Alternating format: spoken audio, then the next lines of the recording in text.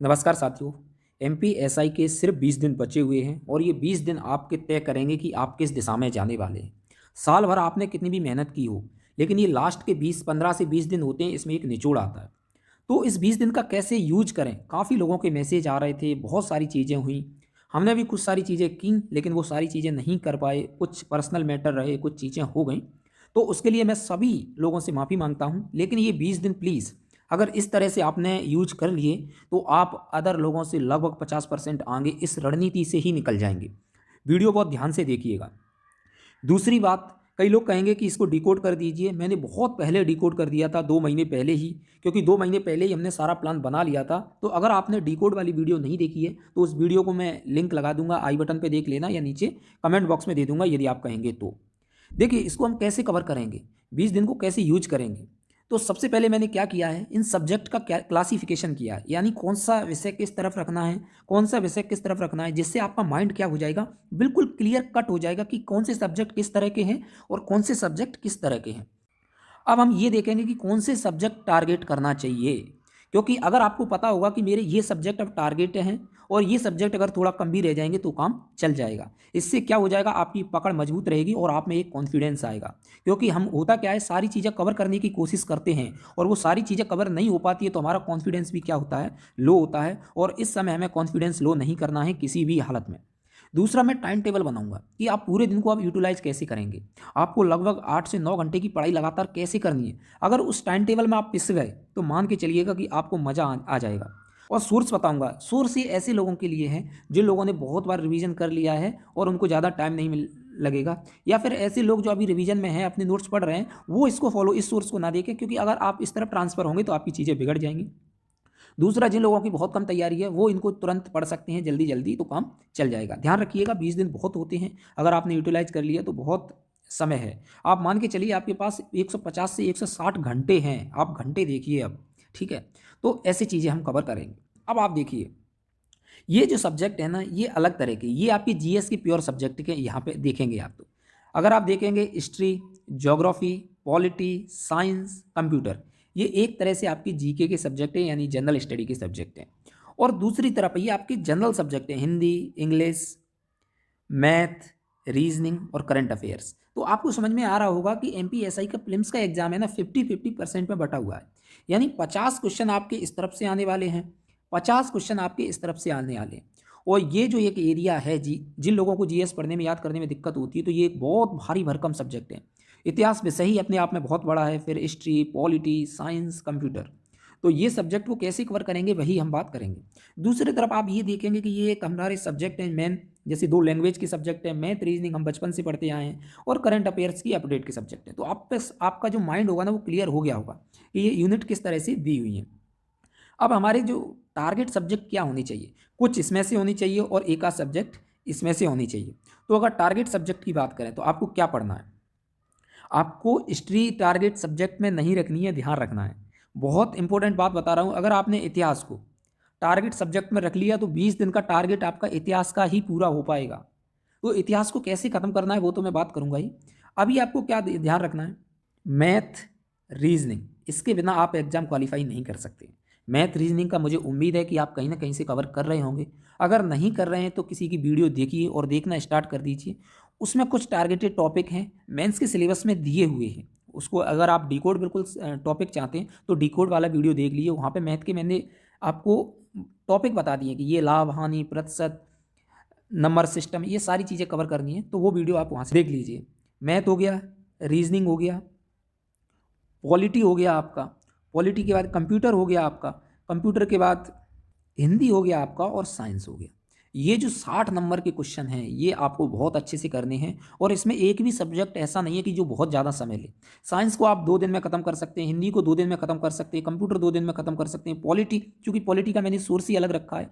अगर polity cover नहीं हो रही है तो वो भी मैं अभी सोर्स के टाइम पर बताऊंगा कि कैसे कवर करें। और मैथ रीजनिंग अभी तक पढ़ रहे होंगे, वरना 2-2 वीडियो देखना स्टार्ट कीजिए, ये 60 नंबर का कवर हो जाएगा और ये बहुत स्कोरिंग है। बचा आपका क्या, हिस्ट्री बचा, बताऊंगा कैसे कवर करना है सोर्स में। हिस्ट्री आपको पढ़ना है, इंग्लिश। अब यहाँ पे क्या है, यहाँ पे मैंने हिंदी रखा है, और जो इंग्लिश मीडियम के बच्चे हैं वो इसको क्रॉस कर लें, इंग्लिश को यहाँ रख लें, हिंदी को यार यहाँ रख लें, या दोनों को कवर करके चलें, क्योंकि हिंदी मीडियम का बच्चा इंग्लिश से थोड़ा सा वह खाता है, तो आप इसको एक दूसरे को ट्रांसफ़र कर सकते हैं, इसको यहाँ रख लें, उसको वहाँ रख लें, या दोनों को कवर करना चाहें तो कर सकते हैं। उसके बाद आपका आ गया ज्योग्राफी। देखो ज्योग्राफी वहाँ नहीं रखा था, क्यों? ये बहुत लेंथी सब्जेक्ट है। हिस्ट्री ज्योग्राफी का कोई तोड़ नहीं है, बहुत बड़ा सब्जेक्ट है, 20 दिन खा जाएंगे, इसलिए मैंने यहाँ रखे हैं। दूसरा आपका क्या है? Current affairs. ठीक है, ये यहाँ पे कंप्यूटर लिखा है, ध्यान रखना, यहाँ सी का मतलब है कंप्यूटर, और करंट अफेयर्स जो आपको पढ़ना है। तो ये जो सारे सब्जेक्ट है ये बहुत अनस्टेबल हैं 40 नंबर का, क्योंकि हिस्ट्री का कोई क्योंकि हिस्ट्री बहुत लेंदी सब्जेक्ट है, ज्योग्राफी लेंदी सब्जेक्ट है, इंग्लिश में आप थोड़ा डर खाते हैं, और करंट अफेयर्स का कोई पता नहीं रहता है कि कहाँ से करंट अफेयर्स के क्वेश्चन आ जाएं। तो ये 40 क्वेश्चन पे ज़्यादा दिमाग ना लगा कि ये 60 पे लगाना, यानी 60 का यहाँ आपको एज लेके चलनी है, 60 में से का लगभग 50 क्वेश्चन सही करना है। तो अगर 40 में से आपके 20 से 21 क्वेश्चन भी सही हुए तो 70-71 पे आपका आराम से प्रीलिम्स क्वालिफाई हो जाएगा, ध्यान रखना है। अब आपकी बात आती है कि टाइम टेबल क्या रखें, उसके बाद सोर्स भी देख लेंगे। टाइम टेबल को लेके आप बहुत ज़्यादा परेशान रहते हैं, पढ़ नहीं पाते हैं, सर क्या रखें कैसे रखें, तो ध्यान रखें। आप क्या कीजिए, मान लो मैं एक मान के चलता हूँ कि आपकी दिन की 9 बजे से पढ़ाई स्टार्ट हो जाती है, कहाँ से? 9 बजे से स्टार्ट करते हैं, तो 3-3 घंटे के आपको स्लैब बना दें, यानी 9 से लेके 12 बजे तक आपको पढ़ना है, यानी आपकी ये फर्स्ट शिफ्ट हो गई। उसके बाद आपको क्या करना है, गैप लेना है 2 घंटे का, जिसमें खाना खाना है, माइंड को रिलैक्स करना है। प्लीज़ मोबाइल नहीं चलाना, क्योंकि आप इतना पढ़ने वाले हैं 20 दिन, तो मोबाइल को थोड़ा दूर रखना है। 2 बजे से आपको पढ़ाई स्टार्ट करनी है और 6 बजे तक। इसमें थोड़ा पानी पीना घंटे घंटे भर, क्योंकि 4 घंटे का ये मैंने शिफ्ट रखा है आपका, तो इसमें एक एक घंटे के बाद थोड़ा पानी पी लेना, माइंड को थोड़ा रिलैक्स करना, ऐसा नहीं बहुत समय तक, सिर्फ 5-5 मिनट का लेते रहना, लेकिन इसमें ध्यान रखना। तो आपकी 3 घंटे का, 4 घंटे का। उसके बाद आपको 8 बजे से 2 घंटे का फिर से मैंने गैप दिया है, और 8 से लेके 11, या आपको यहाँ 3 घंटे का गैप लेना है तो 9 से लेके 12, ये आपको 3 घंटे का फिर से पढ़ना है। तो 3 शिफ्ट में आपको बांट के रखना है। ये 10 घंटे की पढ़ाई हो गई है आपकी, जिसमें अच्छा खासा गैप दिया है, और जो कि मैनेज आप कर सकते हैं 20 दिन के लिए। आपको पढ़ना क्या है, यहाँ पे वो सब्जेक्ट पढ़ने हैं आपके जीएस जीके जैसे सब्जेक्ट, और जीएस जीके के टारगेट सब्जेक्ट सुबह ही खड़े होकर माइंड फ्रेश जब रहेगा उस समय आपको पढ़ना है। 4 घंटे का एक लेंदी वाला शिफ्ट है, इसमें हम मैथ रीजनिंग को करेंगे, क्योंकि आगे जाके हमें मेंस में भी, एमपीएसआई मेंस में भी करना है, और मैथ रीजनिंग को स्ट्रॉन्ग रखना है कि अगर ये 20 नंबर की आएगी तो इसको लगभग टारगेट रखना है 17 से 18 क्वेश्चन सही करने का, क्योंकि सिंपल क्वेश्चन आएंगे, ध्यान रखना है।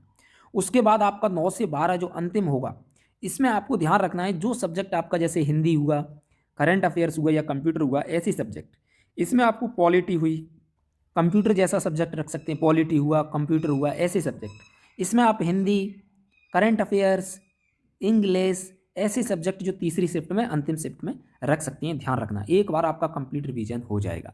उसके बाद बात करें सोर्स की, तो सोर्स बहुत इंपॉर्टेंट है। जिन लोगों ने अभी तक डिसाइड ही नहीं किया है कि क्या पढ़ें, या बहुत स्टेबल नहीं हो पा रहे हैं, तो वो इन सोर्स को ध्यान में रख सकते हैं। यदि आप पहले से कोई चीज़ें पढ़ रहे हैं तो प्लीज़ आप अपने ही सोर्स को प्रेफर कीजिएगा। ये एक ऐसा सोर्स बता रहा हूँ जिनसे आप जल्दी से जल्दी चीज़ें कवर कर सकते हैं।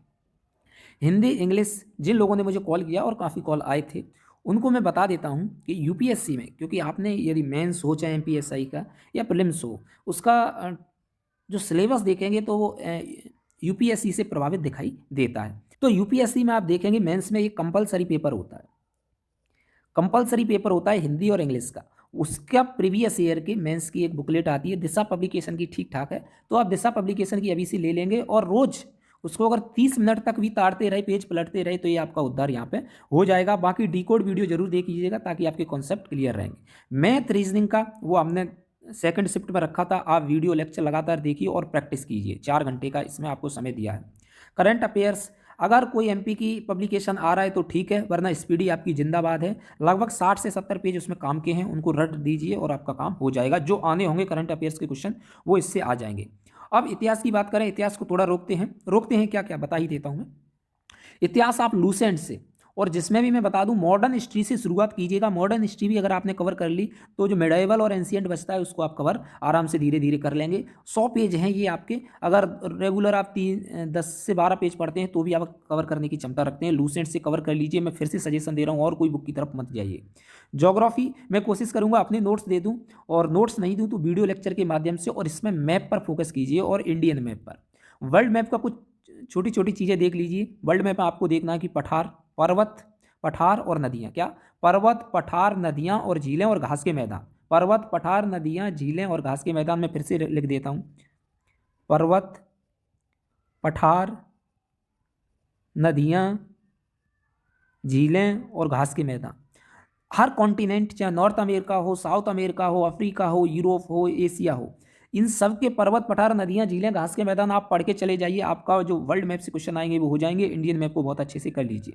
पॉलिटी, चूंकि आपकी जो सिविक्स लिखा हुआ है या नागरिक शास्त्र है वो पॉलिटी है, और पॉलिटी में आप क्या कर सकते हैं, दृष्टि की क्विक बुक ले सकते हैं। क्यों? क्योंकि आपकी मेंस में भी ये काम में आने वाली है, तो एक सोर्स हो जाएगा। अदरवाइज मेंस तक 100% अवध एकेडमी की बुक आ जाएगी, और आपको पता है कि लक्ष्मीकांत, एनसीईआरटी सारी चीज़ों का निचोड़ रखा है इस नोट्स में। तो वो नोट्स एक्चुअली क्या है, फोटो खींचना है। अगर कोई लड़का मुझे मिल जाए जो मेरी फोटो खींच ले, क्योंकि कच्चा कंटेंट तैयार रखा है, उसको प्रिंट करवाना है, टेक्स्ट फॉर्मेट में कन्वर्ट करना है। साइंस के लिए आप परीक्षा धाम जो एमपीपीएससी प्रीलिम्स के लिए आती है, और कंप्यूटर परीक्षा धाम, ये दोनों बहुत जल्दी कवर हो जाएंगी, और अच्छा शॉर्ट नोट्स बन के तैयार है, तो वहाँ से कवर कर लीजिए। मेरी बात मान के चलिएगा, अगर आपने इतना अच्छे से कर लिया ना, 100% आपकी नैया पार हो जाएगी। बाकी वीडियो अच्छी लगी हो तो चैनल को सब्सक्राइब कीजिएगा। इसके बाद भी अगर कुछ बचता है तो इंस्टा आईडी है @अवध ऑफिशियल, और वहाँ पे आप फॉलो करके मुझे मैसेज करेंगे तो वो मैं वहाँ पर रिप्लाई दे दूंगा। टेलीग्राम पे आप, मैंने लिंक दे रखी है डिस्क्रिप्शन में, वहाँ पे भी आप ज्वाइन हो सकते हैं। तो ये सारी चीज़ें मैंने बता दी हैं। मैं बिजी था, बहुत ज़्यादा बिजी था, घर में बहुत सारी समस्याएं हुई, इसके बाद हम प्रोग्राम नहीं चला पाए, उसके लिए हम माफ़ी चाहते हैं। आगे बहुत सारी चीज़ें आपके लिए ज़रूर करेंगे, तो टेलीग्राम चैनल और चैनल को सब्सक्राइब जरूर कीजिएगा दोस्तों। बहुत बहुत धन्यवाद दोस्तों। जय हिंद, जय भारत।